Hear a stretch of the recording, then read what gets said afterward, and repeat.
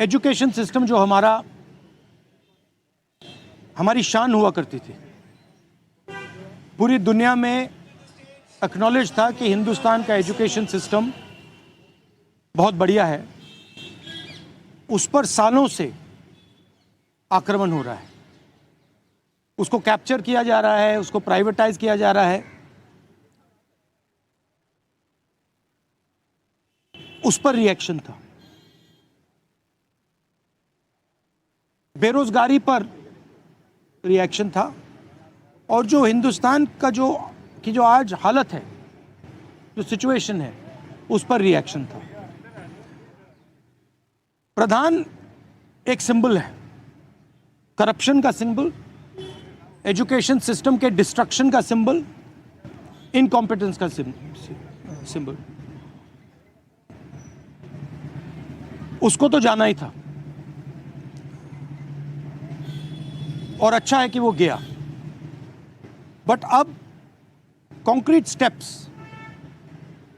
Education system को बदलने की सरकार को लेने पड़ेंगे।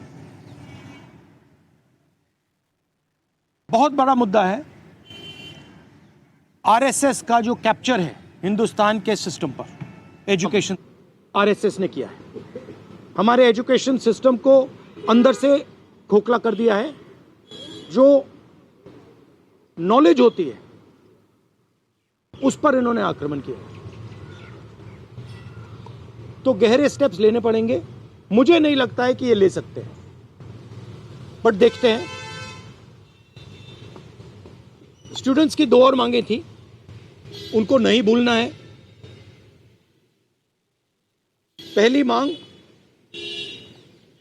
जिन लोगों ने स्टूडेंट्स पर आक्रमण किया, अटैक किया, मारा, इंप्लीमेंटर्स एंड ऑर्गेनाइजर्स, दोनों पर कार्रवाई होनी चाहिए, और विजिबल कार्रवाई होनी चाहिए। स्टूडेंट्स को दिखना चाहिए कि ये लोग इस कारण पनिश हुए हैं।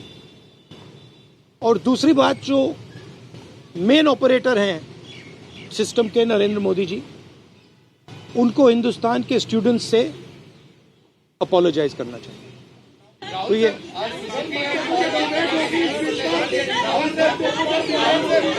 भैया देखिए, एक करके, one at a time. I can't hear.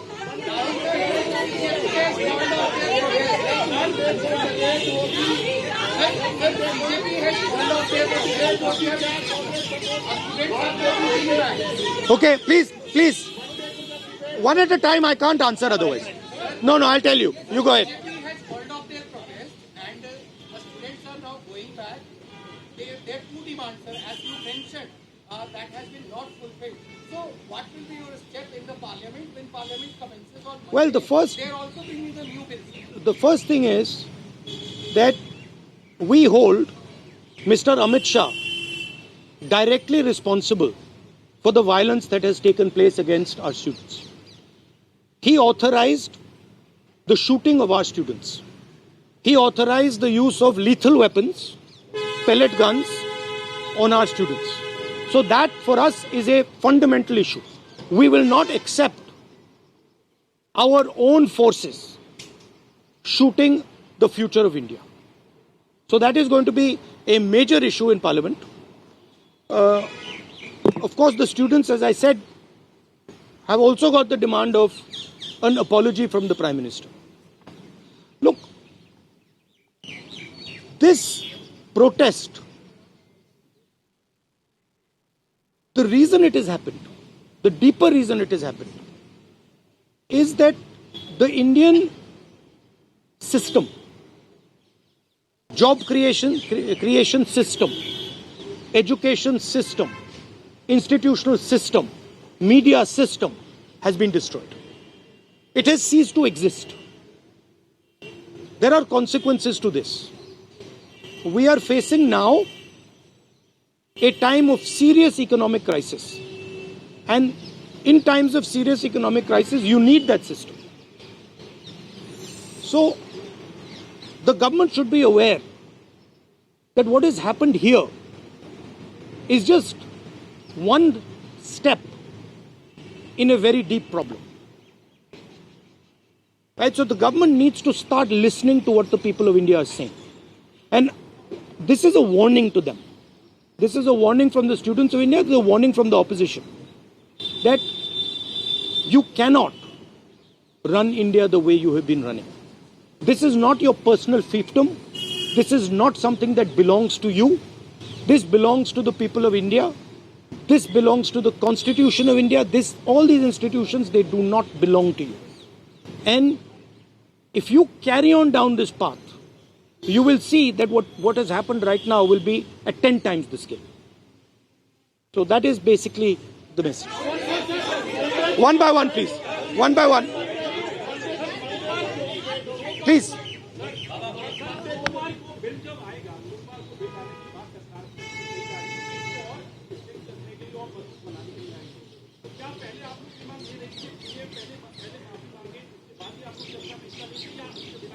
देखिए, इसमें हमारा कांग्रेस पार्टी का सेंट्रल प्रिंसिपल है कि हम ये जो सवाल हैं, हमारी जो मीटिंग होती है ऑपोजिशन के साथ, उस मीटिंग में हम रेज करते हैं और जो ऑपोजिशन का कंसेंसस बनता है उस पर हम डिसीजन लेते हैं पार्लियामेंट में.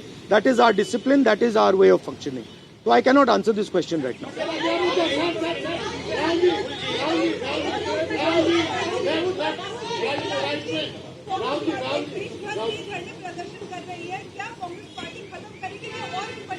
नहीं, हमारा प्रोग्राम जो स्टूडेंट्स का प्रोग्राम है वो चलेगा, क्योंकि हमारी इश्यूज लॉन्ग स्टैंडिंग इश्यूज हैं और हमारा तो नहीं रुकेगा.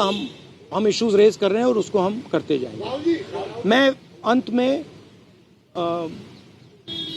सारे के सारे स्टूडेंट्स को दिल से धन्यवाद करना चाहता हूं और मेरे साइड से जो भी उनको सपोर्ट चाहिए, जहां भी सपोर्ट चाहिए, मैं तैयार हूं. Congress parties idea with the protest was to support it wholeheartedly. We supported it, and we are here to protect the students of India, to protect the future of India. As I said, this is a fight between the past, which is Narendra Modi and the RSS, and the future of India. And we are very confident that the future of India will defeat the past. Thank you very much.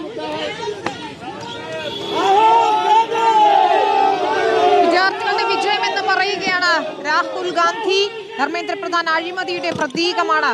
രാജ്യത്തെ വിദ്യാഭ്യാസ സമ്പ്രദായം ഉടച്ചു വാർക്കണം. പ്രധാനമന്ത്രി വിദ്യാർത്ഥികളോട് മാപ്പ് പറയണമെന്ന് കൂടി രാഹുൽ ഗാന്ധി ആവശ്യപ്പെടുകയാണ്. അങ്ങ് ജന്തർ മന്ദറിൽ ഇതാ സമരക്കാർ പിരിഞ്ഞു പോകുന്നു. മുദ്രാവാക്യം വിളിച്ച് ആഹ്ലാദത്തോടെ, സമര വിജയത്തിൽ അഭിമാനത്തോടെയാണ് അവർ പിരിഞ്ഞു പോകുന്നത്. നേരത്തെ കേന്ദ്രമന്ത്രിമാരുമായി ചർച്ച നടത്തിയ CJP വക്താക്കൾ തിരിച്ചെത്തി സമാധാനപരമായി പിരിഞ്ഞു പോകണമെന്ന് ആവശ്യപ്പെട്ടിരുന്നു. മുദ്രാവാക്യം വിളിച്ചുകൊണ്ട് വീണ്ടും കാണാമെന്ന് പറഞ്ഞുകൊണ്ടാണ് അവർ പിരിഞ്ഞു പോകുന്നത്. ജന്തർ മന്ദറിലെ സമരം അവസാനിപ്പിച്ചതായി CJP പ്രഖ്യാപിക്കുകയും ചെയ്തിട്ടുണ്ട്. വിദ്യാഭ്യാസ മന്ത്രി ധർമ്മേന്ദ്ര പ്രധാന്റെ രാജിക്ക് പിന്നാലെയാണ് കേന്ദ്രമന്ത്രിമാരായ JP നദ്ദയും ജിതേന്ദ്ര സിംഗും CJP പ്രതിനിധികളുമായി ചർച്ച നടത്തിയത്. വിദ്യാർത്ഥികൾക്കെതിരായ കേസുകൾ പിൻവലിക്കും, ആത്മഹത്യ ചെയ്ത കുട്ടികളുടെ കുടുംബത്തിന് 1 കോടി രൂപ നഷ്ടപരിഹാരം നൽകണമെന്ന ആവശ്യത്തിൽ പ്രധാനമന്ത്രിയുമായി ചർച്ച നടത്തിയ ശേഷം തീരുമാനമുണ്ടാകും. എല്ലാ ആവശ്യങ്ങളും അംഗീകരിച്ച സാഹചര്യത്തിൽ എല്ലാവരും പിരിഞ്ഞു പോകണമെന്നതാണ് CJP നേതാക്കൾ ആവശ്യപ്പെട്ടത്.